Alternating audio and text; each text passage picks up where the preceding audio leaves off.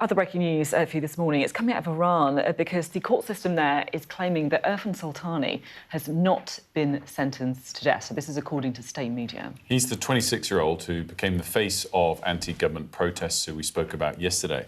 So he was arrested last Thursday and his family were told he had been sentenced to death. They were given absolutely no other information at that stage. That sentence was due to be carried out yesterday, but was halted, we're told.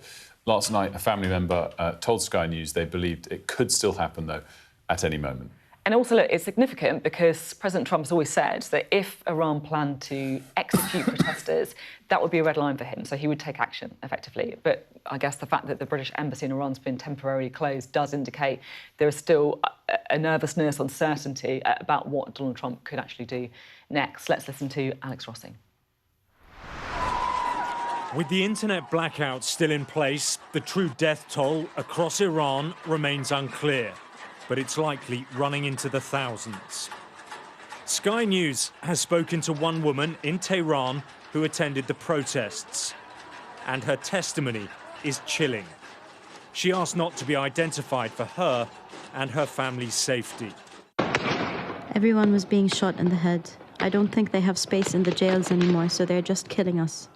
There were lots and lots of people being sprayed with tear gas. It burnt our lips and our eyes. Without help from the outside, they just kill everyone.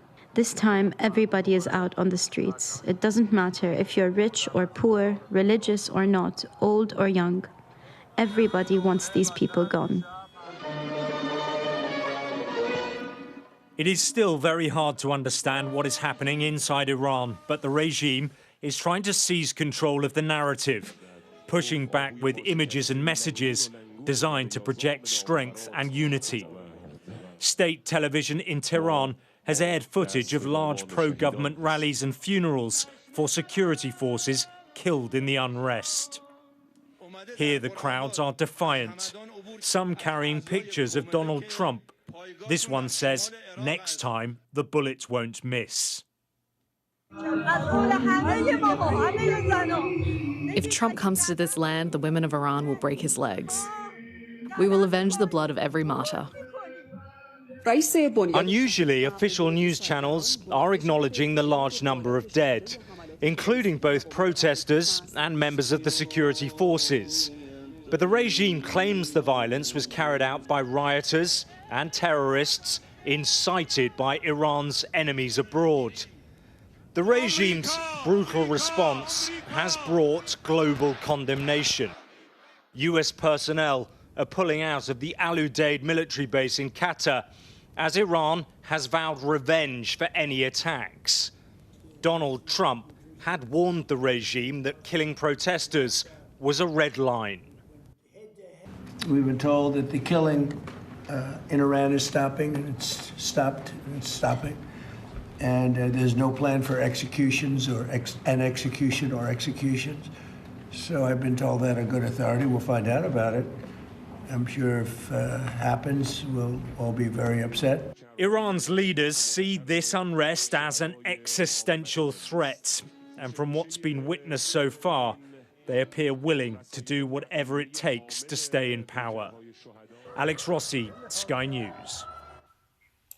Alex Rossi there. So it's so difficult to find out, the truth of what's happening, but it does feel like this guy that we've been talking about an awful lot, Erfan Soltani, he's one of the traders, if you like, so one of the normal businessmen behind so many of these protests, and that appears, according to Iran, to have been paused. He's not been sentenced to death. And look, this is so important because it really impacts what Donald Trump could do, right? Completely. On that note, by the way, yes, there was a bit of a roller coaster ride on what people were expecting as it related to US action or not.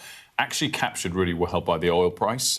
It jumped early yesterday quite significantly, 3%, 4%, 5%, which is a massive move for a single day, on the expectation, the growing expectation that he was about to do some kind of military intervention. Of course, the price rises if there's tension in the region and supply might be limited in the short term. By the end of yesterday, it had fallen again as he made those comments that we referenced that imply he's less keen to take action. So it kind of shows, just through the snapshot of the markets and oil prices in particular, the way those expectations are changing and the kind of roller coaster ride that's all on. Yeah.